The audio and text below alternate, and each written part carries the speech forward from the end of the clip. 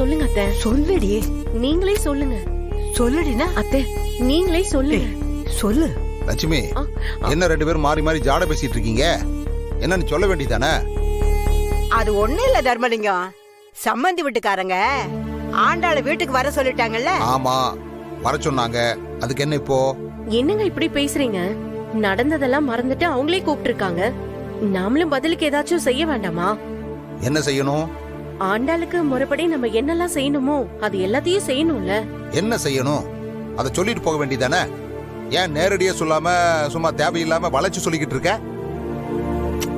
இப்ப எதுக்கு எரிஞ்சு எரிஞ்சு விழுந்துட்டு இருக்க? ஆண்டாளுக்கு நகை போட்டு அனுப்ப வேண்டாமா? நான் என்ன போட வேண்டாம் நான் சொல்றேன். அதான் எல்லாம் முடிஞ்சு போச்சு இல்ல, போட்டு தானே ஆகணும். என்னங்க பேச்செல்லாம் ஒரு மாதிரியா இருக்கு?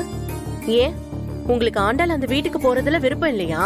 ஏய், உடனே நீ இப்படி பேச ஆரம்பிச்சிட்டியா?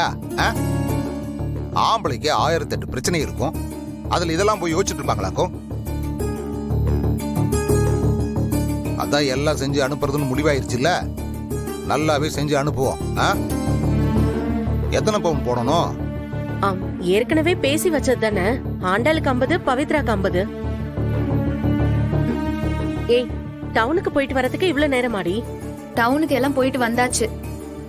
வர வழியில ஆதியோட மாமாவையும் அவன் மகளையும் பார்த்தோம். ஆதியோட அம்மா காணாம போனதுக்கு பாரதி தான் காரணமா அப்படிதான் சொல்லிட்டு இருக்கான் அவன். சொன்னாலும் சொல்லாட்டியும் அதான உண்மை. பா, நீயும் என்ன அவங்களோட சேர்ந்து அவங்கள மாதிரியே பேசிட்டு இருக்க? அவங்க போனதுக்கு பாரதி என்ன பண்ண முடியும்? ஏதா நீ வேற சும்மா இருத்தா. இங்காரு, பாரதிக்கு இம்புட்டெல்லாம் கோபம் இருக்க கூடாதுதா. பாவம் அந்த பையன் ஆதி அம்மாவை காணும்னா அப்படி துடிச்சுக்கிட்டு இருக்கான். ஏங்க, இதுக்கு பாரதி என்னங்க பண்ணுவான்? இந்த மாமியார் மாதிரி சண்டை சகஜம் தானே. இது இந்த அளவுக்கு போகணும் யாரா எதிர்பார்த்தாங்களா என்ன? சரி, இப்ப எதுக்கு எல்லாரும் முடிஞ்சு போன விஷயத்தை பத்தி பேசிட்டு இருக்கீங்க? பாரதி ஏதோ கோபத்துல சண்டை போட்டுட்டா, அவ அத்தகாரியம் கோபத்துல எங்கே கிளம்பி போயிட்டா. கோபமா போனவ திரும்பி வந்துட போறா.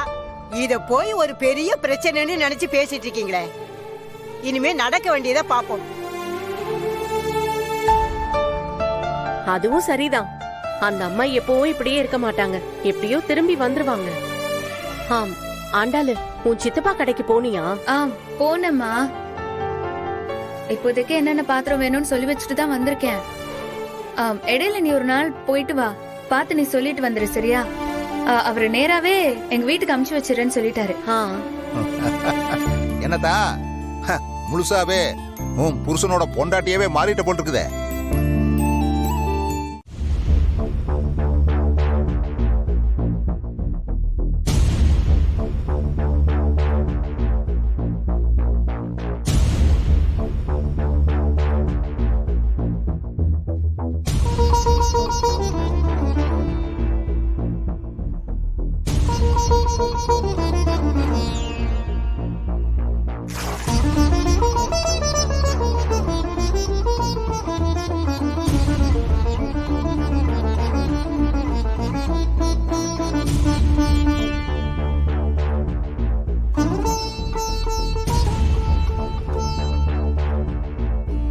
டாக்டர், என்னாச்சு இவருக்கு? கொஞ்சம் வெயிட் பண்ணுங்க.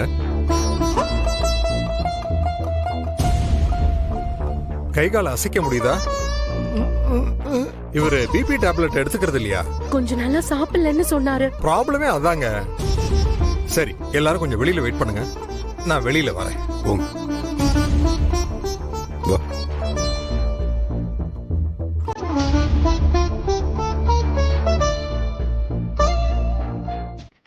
என்ன ஏன் இப்படி பண்ணன்னு சொல்லி திட்டுங்க, இல்ல அடிங்க. ஆனா நீங்க இப்படி அமைதியா இருக்கிறது, என் மேல அன்பு காட்டுறது, இதெல்லாம் எனக்கு ரொம்ப கொடுமையா இருக்காதே. நீங்க காட்டுற அன்புக்கும் அமைதிக்கும் நான் தகுதி இல்லாதவளோங்கிற சந்தேகம் என்ன சாகடிச்சிரும் போல இருக்கு. எல்லாருமே உங்களோட மாதிரி இருக்க மாட்டாங்க. தப்புக்கு தண்டனை கொடுத்து பழகிட்டா அப்புறம் மன்னிப்புன்னு ஒன்று இருக்கிறதுக்கே அர்த்தம் இல்லாம போயிடும். எனக்கும் எங்க அம்மாவுக்கு ஏதாவது பண்ணணும்னு நினைச்சீங்கன்னா என் அம்மா சீக்கிரம் கிடைக்கணும்னு பிரேயர் மட்டும் பண்ணுங்க. கண்டிப்பா ஆதி, நான் 24 மணி நேரமா அது மட்டும் தான் பண்ணிட்டு இருக்கேன். அப்படியே எங்க அம்மாக்கு எதுவும் ஆயிடக்கூடாது. அதனால நானும் மாறிடக்கூடாது. எனக்கு உங்க மேலேயும் கோபம் வந்துடக்கூடாது. அந்த கோபத்தினால எந்த தப்பான முடிவையும் நான் எடுத்துடக்கூடாதுன்னு சேர்த்து ப்ரேயர் பண்ணிக்கோங்க.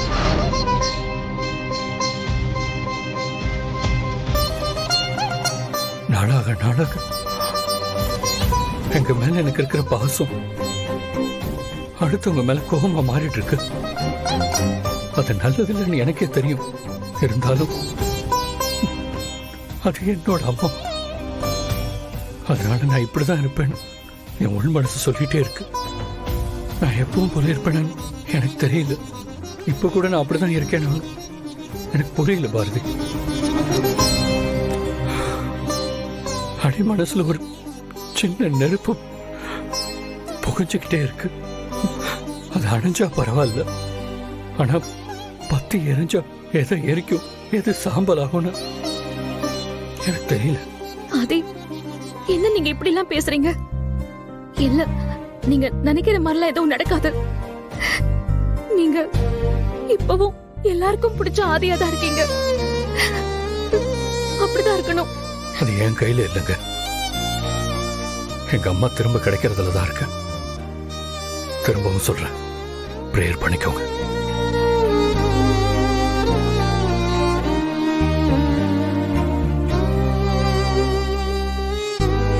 கிட்னது சந்தோஷம்னு வாழ்ந்துகிட்டு இருக்க உங்களுக்குள்ள சங்கிலி அத்துக்கிட்டு வந்து கட்டையான கணக்கா ஒரு கஷ்டம் உன்னை தேடி வரப்போகுது. கரையாத கற்பூரமா பாத்துக்கிட்டு இருக்கிற உன் புருஷனுக்கு நீ இடைஞ்சலா நிக்க போற.